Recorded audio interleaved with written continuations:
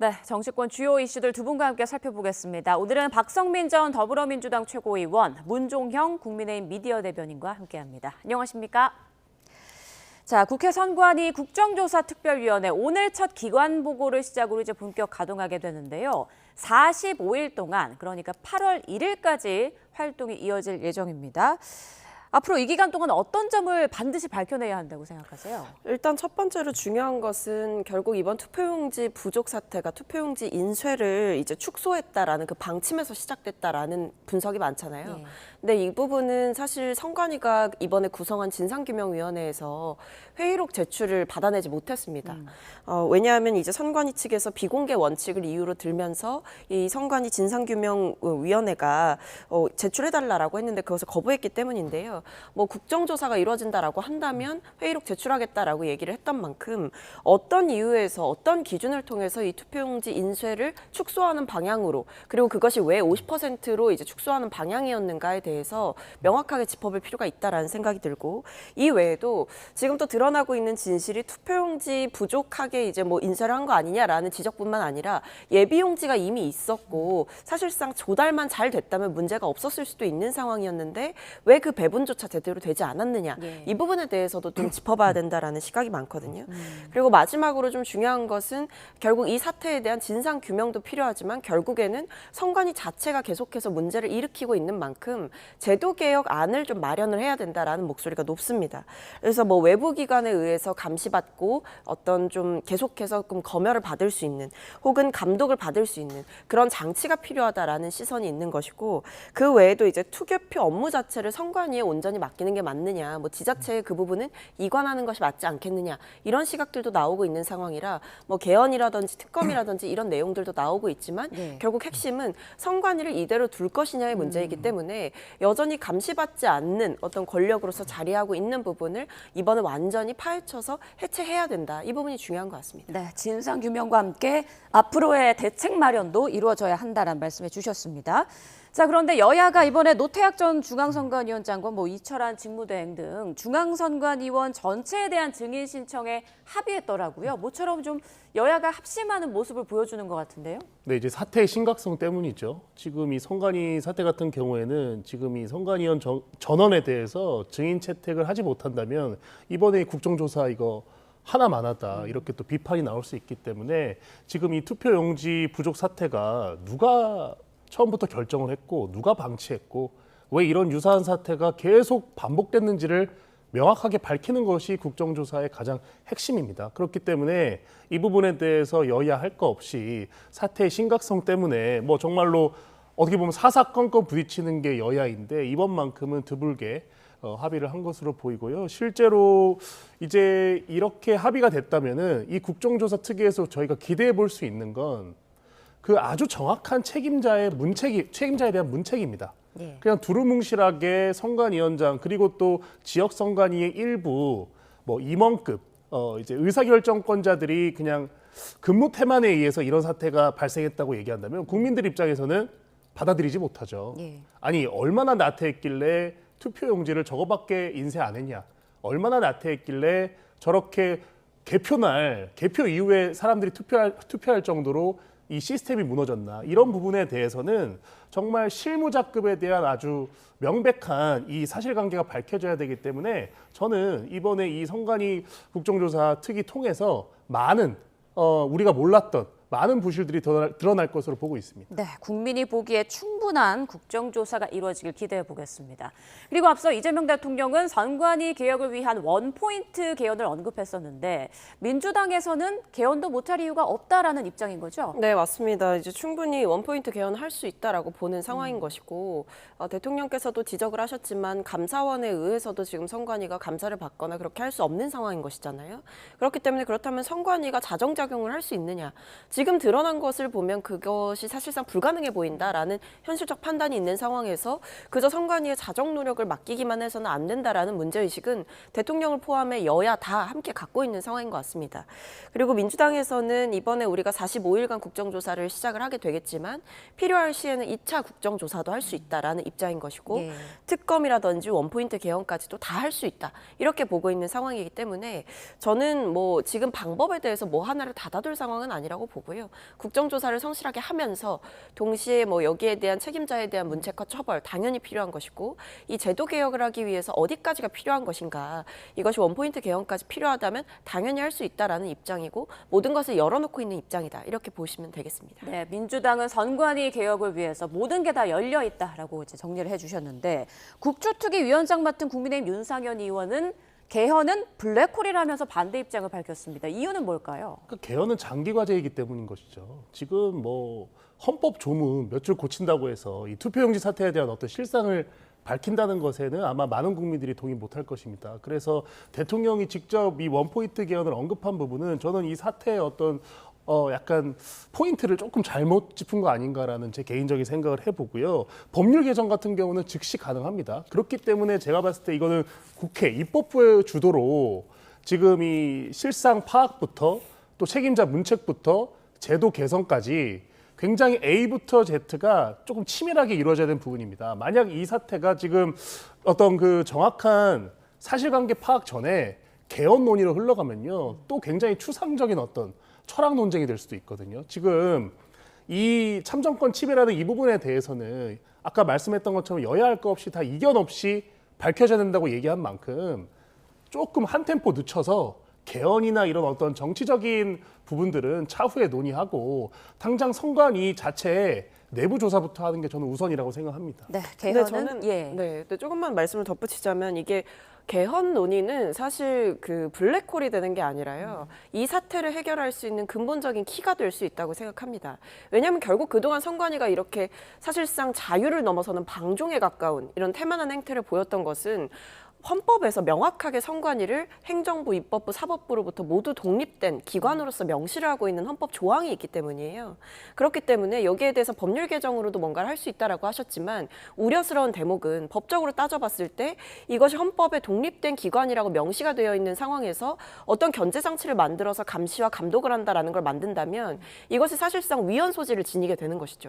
그 위헌 소지를 지니게 된 상황에서 또 다른 어떤 규제나 제재를 법률의 틀 안에서 만든다라고 하는 것은 사실상 헌법을 고치지 않고서는 의미가 없지 않느냐 혹은 사후에 문제가 생길 수도 있는 거 아니냐라는 어떤 예방적 조치의 성격을 띈다라는 점도 좀 알아주셨으면 합니다. 네, 개헌이라는 건 말 그대로 이제 국민 여론이 참 중요한 만큼 폭넓은 좀 논의가 이루어져야 될 것 같습니다. 자, 이제 6.3 지방선거 치러진 지 20일이 지났는데요. 그 사이 뭐 전국 곳곳에서 소청이 여러 곳 이어졌습니다. 그 가운데 충북선관위가 충주시장 재검표 소청을 받아들였습니다. 여기가 124표 차 새벽에 대역전극이 펼쳐지면서 국민의힘 후보가 당선된 곳인데 민주당 후보가 재검표를 요청했다고 하더라고요. 네, 맞습니다. 낙선한 우리 민주당 맹정섭 후보가 재검표 소청을 이제 제기를 한 것이고요. 예. 거기에 대해서 이제 수용을 한 것입니다. 그렇기 때문에 이번 재검표 같은 경우에는 이제 선거 당시에 사용한 투표지 분류기를 쓰지 않고 수개표 방식으로 이제 진행이 된다라고 봐주시면 되겠고 후보 간 득표 아마 이제 맹 후보가 제기한 문제는 후보 간 어떤 득표 차보다 무효표가 지나치게 많다라는 부분에 대해서 문제 제기를 한 것으로 보이고 예. 그래서 이 부분에 대해서 이제 판단을 내린 상태에서 앞으로의 일들이 진행되지 않을까 싶습니다. 네, 만약에 재검표로 결과가 달라진다면 그 파장이 좀 엄청날 것 같은데요. 이게 조금 재밌는 것이요. 이제 무효표가 한 2,000표 넘게 나왔고 예. 후보 간 격차가 150표도 안 됩니다. 124표. 예, 124표니까 실질적으로 무효표가 한 20배 가까이 많은 것이죠. 그래서 저 민주당 맹정섭 후보 입장에서는 굉장히 그 재검표를 할 어떤 동인이 충분한 것 같아요. 그러니까 제가 알기로는 저 재검표를 하게 되면 저 후보 측에서 비용을 다 부담하는 것을 제가 알고 있는데 그 많은 돈이 소요됨에 불구하고 저렇게 재검표 요청을 한 것은 비단 이 지역뿐만 아니라 인천이나 이런 데 보면은 너무 의문스러운 어떤 그 동별 득표 이런 실상이 나왔기 때문에 아마도 맹정섭 후보는 이 선관위의 어떤 이 프로세스 관리에 대해서 100% 신뢰하지 못하는 것 같아요. 그래서 어떻게 보면은 이 선거 부실 사태의 어떤 모멘텀을 처음에 국민의힘에서 아무래도 야당이기 때문에 가져가는 그런 측면이 있었는데 네. 실제 저 재검표 요청을 민주당에서 하는 이런 모양새는 저는 굉장히 좀 흥미롭게 보고 있습니다. 왜냐하면 여당 입장에서 또 패배한 후보 입장에서 저렇게 그 재검표 요청을 한다는 것은 저게 정치적인 의미가 있는 것이거든요. 예. 그럼에도 불구하고 지금 어떤 사회적 분위기가 이 선관위에 대해서는 후보들 여당 후보들조차도 믿지 못하겠다 이런 것을 아주 여실히 보여주는 모습이기 때문에 이 부분을 조금 흥미로운 부분이 있습니다. 예. 예. 이제 재검표는 다음 달 15일에 이루어진다고 하는데 그 결과에 따라서 정치권 일각에서 제기되는 재선고와 또 재검표 파장도 엄청날 것 같습니다. 상황 지켜보도록 하고요. 자, 어제 발표된 리얼미터 여론조사에서요. 이재명 대통령 국정운영 평가가 처음으로 부정이 긍정을 앞서는 이른바 데드크로스가 이루어졌습니다. 대통령 지지율이 40%대를 기록한 건 취임 이후 처음인데 지금 청와대에서도 심각하게 상황을 인지하고 있는 것 같더라고요. 그러니까 뭐 사실 이제 지금 상황은 당연히 이제 여론조사의 추이라던가 이런 것을 살펴보면서 따라가고 있는 상황이지만 굉장히 좀 당혹스러운 상황이다 이렇게 볼 수 있을 것 같고 지방선거 결과에 대해서도 청와대 내부에서의 어떤 충격과 대통령께서도 사실 아쉬운 마음을 많이 표현하셨던 만큼 네. 사실 좀 아쉬운 점들이 많았던 것 같습니다. 근데 일단 지지율의 이런 추이 자체, 특히 취임 후에 40%대가 처음 나왔다라는 거, 그리고 지금 집권 2년 차의 상황이기 때문에 집권한 지 얼마 되지 않은 상태에서 긍정평가가 좀 떨어지는 이 모양새는 네. 아무리 일시적인 현상이다라고 볼 수 있어도 사실은 대통령이나 청와대 입장에서는 달갑지 않은 현상이죠. 제가 봤을 때 중요한 것은 일단 선관위 사태가 좀 정리가 될 필요가 있어 보이고요. 왜냐하면 지금 뭐 선관위와 관련된 시위라던가 이런 부분도 아직 정리가 덜 된 상황이고 그리고 국정조사도 이제 시작을 하고 있는 단계이기 때문에 대통령과 어떤 정부의 책임론까지 선관위 사태가 좀 연동되어서 가고 있는 상황인 것 같습니다. 그리고 더 나아가서는 이제 지방선거 이후에 민주당 내부에서의 갈등이라든지 네. 아니면 지지층의 분화 이런 것들이 심화되고 있는 상황이다 보니까 거기에 대한 어떤 중도 무당층의 피로감이라든지 아니면 민주당 내부의 지지층이 일부 이탈하는 상황이라든지 이런 것들이 함께 벌어지고 있는 상황이기 때문에 대통령께서도 당내 갈등에 대한 우려가 있으신 만큼 이런 부분들도 저희가 좀 빠르게 여당으로서 정리를 해 나가야겠죠. 그 전통 지지층인 50대에서 낙폭이 가장 큰 것으로 드러났는데 이건 어떤 요인이라고 봐야 될까요? 그러니까 일단은 이제 제가 방금 말씀드린 대로 결국 지방선거 결과를 두고 사실상 성찰과 반성을 이제 한 목소리를 하는 상황이라기보다는 예. 전당대회 전초전으로 들어간 모양새가 있어요. 근데 그렇게 되면서 약간 좀 계파처럼 갈라져서 싸우고 있는 모양새가 있는 것이거든요. 네. 그렇기 때문에 지금 어떤 책임론이라고 하는 것을 상대에게 또 제기를 하고 있는 상황이고 그러다 보니까 지지층 내부에서도 의견이 갈리고 있는 상황이다. 그래서 지금 나오고 있는 뭐 여러 가지 정치적 아젠다에 따라서도 좀 갈리고 있는 상황이잖아요. 예를 들면 보안수사권 폐지 문제라든지.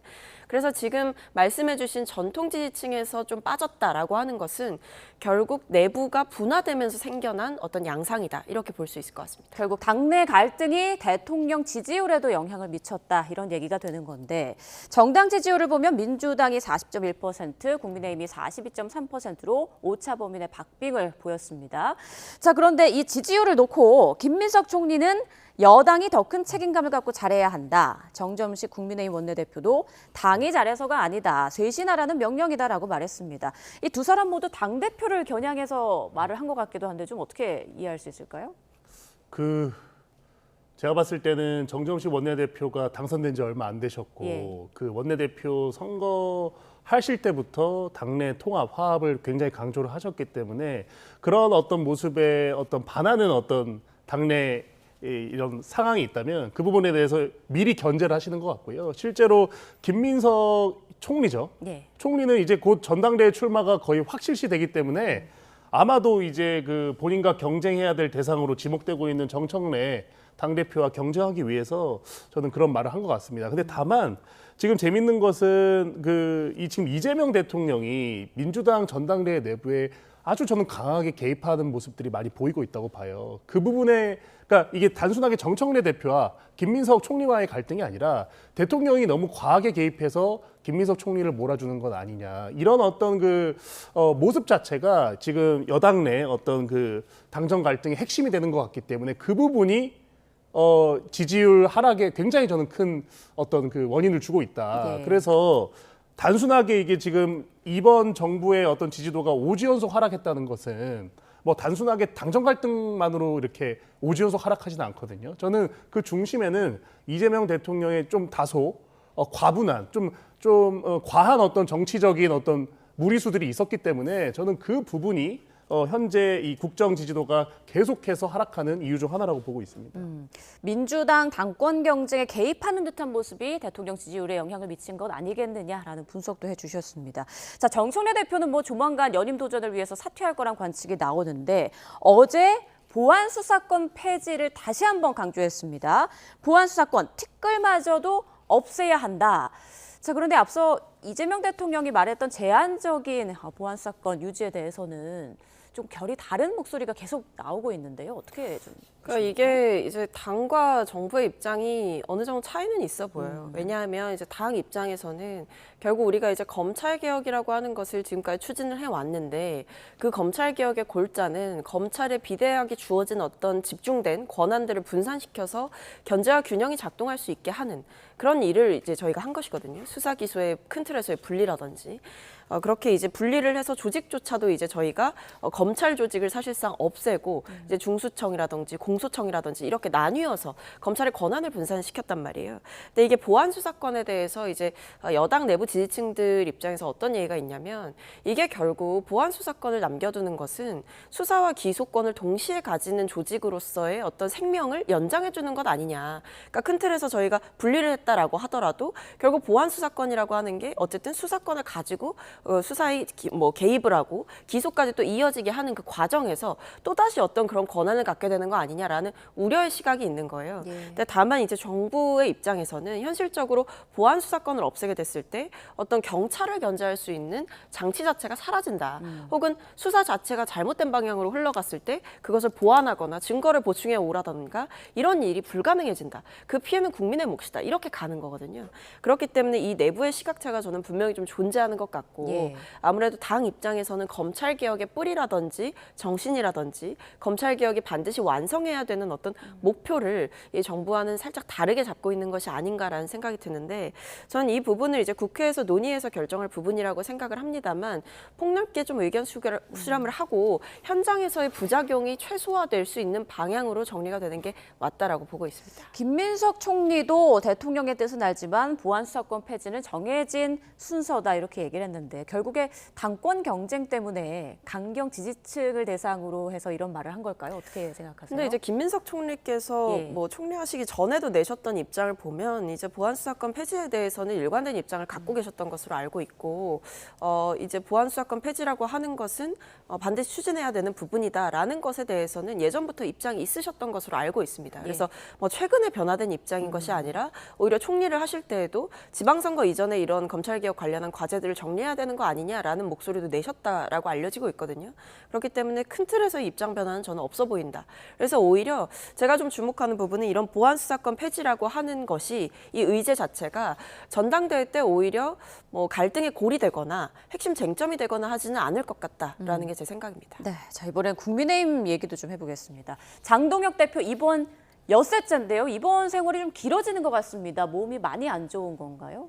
네, 장동혁 대표가 이제 18일부터 입원을 했습니다. 그래서 아마 이번 주 목요일이 되면은 일주일째 입원하는 것인데 제가 확인한 바로는 이제 목요일에 있을 최고위원 회의에서는 아마도 참석하실 확률이 높다. 그래서 어떻게 보면 이제 단식하실 때부터 지속적으로 누적되었던 어떤 이 건강의 악화.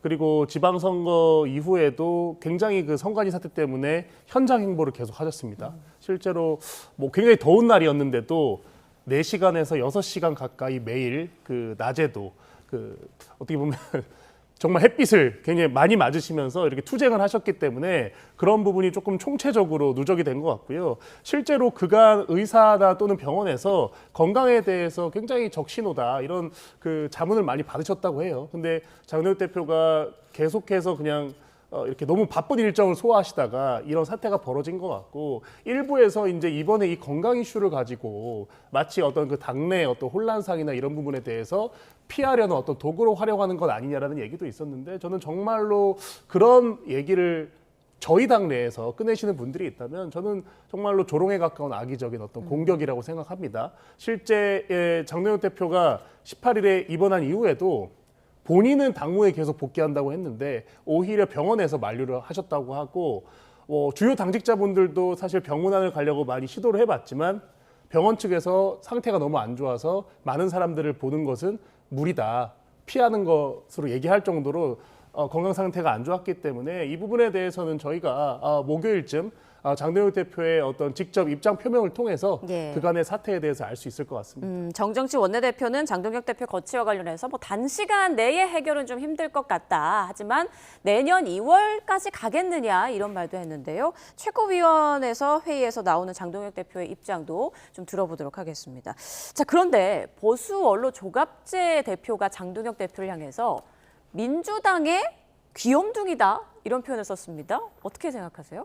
그러니까 이제 뭐 더불어민주당의 도움이다, 뭐 전략 자산이다, 예. 귀염둥이 역할을 한다라고 하신 게 결국 얘기하는 방향이 다 똑같은 거 아니겠습니까? 오히려 이 장동혁 대표가 민주당을 가장 많이 도와주고 있다라는 것이고 그 도와준다라는 그 역할의 방향 자체는 오히려 이제 장동혁 대표가 뭐 국민의힘을 잘 이끌어서 어떤 적수가 되기보다는 국민의힘을 계속 망치는 길로 가고 있다. 이 부분에 대해서 말씀을 하신 것으로 보이고요. 네. 결국 장동혁 대표가 그 당대표로 당선되면서부터 그 뒤에 어떤 쭉 걸어온 노선을 보면 일단 처음에 당선이 될 때에도 극우 혹은 강성 유튜버들과 뭔가 이제 좀 결탁을 해서 그 지지를 받아서 된 거 아니냐라는 지적이 있었고 어떤 쇄신과 변화를 보수가 해야 된다. 내란 이후에 특히 그런 부분에 대한 목소리가 높아졌었는데 오히려 그런 부분에 있어서 장동혁 대표가 중심을 잡고 개혁과 쇄신을 하기보다는 오로지 강성 지지층에만 갇혀서 사실은 국민의 민심과 좀 괴리되는 행보를 보였다. 윤 전 대통령 면회 갔을 때도 그런 부분에서 비판을 많이 받았던 거고요. 그렇기 때문에 저는 이 보수 원로라고 불리시는 분께서 이렇게까지 맹폭 직격을 하신다라고 하는 것은 장동혁 대표의 리더십이 이젠 정말 수명을 다했다라는 점에 방점이 찍혀 있는 걸로 보입니다. 그래서 지금 당 내부에서 이제 국민의힘 내부에서 보면 장동혁 대표가 이제 사실상 물러나야 된다라는 생각에는 대다수 의원들이 동의를 하는 것 같은데 여러 가지 뭐 지금 입원하신 상황도 있는 것이고 그리고 또 본인은 지방선거 결과에 대한 책임을 어떤 사태로서 져야 된다 이렇게 생각하지 않는 상황이다 보니까 이게 국민의힘 내부에서도 계속 답답한 모양이 연출이 되고 있는 것이죠. 예. 자, 장동혁 대표에 대한 사퇴론이 계속 이어지는 가운데 한동훈 무소속 의원에 대한 행보에는 관심이 쏠리고 있습니다. 한동훈 의원 1호 법안으로 낸 것에 국민의힘 의원 31명이 동참을 했다고 하고요. 그리고 부산 지역 국민의힘 의원들과 뭐 회동하기도 했다는데 앞으로의 활동, 확장성 어디까지 좀 넓혀갈 수 있다고 생각하세요? 그러니까 국민들이 이제 국회의원들 선출할 때 기대하는 어떤 역할은 뭐 친한 사람들끼리 우르르 몰려다니면서 뭐 이렇게 패거리 정치를 하는 것이 아니라 뭐 여야 할 거 없이 또는 그 당적할 거 없이 국민들 삶에 도움이 되는 법안이 있으면 뭐 서로 협의해서 법안도 발의하고 또 그 법안을 관철시키고 이런 것들이 그냥 가장 기대되는 정치 행위거든요. 저는 그런 차원에서 한동훈 무소속 의원이 뭐 국민의힘 의원들과 함께 공동으로 법안 발의하고 또 그 부분에 대해서 치열하게 토론도 하고 또 그렇게 토론하다 보면 뭐 이제 여의도 국회의사당 밖에서도 식사 자리도 갖고 하는 것이 어떻게 보면 정치한 모습 아니겠습니까? 저는 그런 차원에서 굉장히 자연스러운 모습이다 이렇게 평가를 하는 것이고 아까도 잠깐 얘기가 나왔지만 저는 반대로 이런 부분도 있습니다. 그러니까 조갑재 대표라는 그런 분들도 굉장히 장동혁 대표에 대해서 정말 원색적인 어떤 비판을 하잖아요. 근데 그 이면에는 조갑재 대표 같은 분들의 어떤 한동훈 의원과의 관계가 굉장히 친밀하다는 것은 예. 여의도에선 다 알고 있습니다. 그렇다면 그런 어떤 한동훈 의원의 측근으로 분류되는 분들이 앞에서는 저렇게 한동훈 의원이 함께 국민의힘 의원들과 법안 발의도 하는데 뒤에서 저렇게 현재 지도부 또는 당대표에 대해서 원색적인 발언을 하는 것은 한동훈 의원 개인에게도 좋은 모습을 알 수 있다. 왜냐하면 결과적으로 지금 우리가 이런 얘기를 하는 이유도 한동훈 의원이 국민의힘에 언제 복당할 것인가 이 얘기 때문에 저는 그 주목도가 높아진다고 생각하거든요. 예. 결국 복당을 하려면 한두 명의 의원들과 스킨십을 하는 것이 아니라 결국 국민의힘의 다수 의원들이 이제는 한동훈 의원이 복당해도 충분히 화학적 결합이 가능하겠다 이런 어떤 그 당 차원에서의 판단이 있어야 되는데 그러려면 저는 한동훈 의원뿐만 아니라 한동훈 의원과 함께 뜻을 하는 분들도 메시지나 또는 이런 부분들에 있어서는 조금 통합을 조금 중요시하는 그런 어떤 정치적인 메시지를 앞으로 하는 것이 저희 당한테 유익한 방안일 것 같습니다. 네, 한동훈 의원이 과연 보수의 한 축으로 자리 잡을 수 있을지 지금 관심이 쏠리고 있는 그런 상황입니다. 두 분 말씀은 여기까지 듣겠습니다. 오늘 박성민 전 더불어민주당 최고위원, 문종형 국민의힘 미디어 대변인과 함께했습니다. 고맙습니다.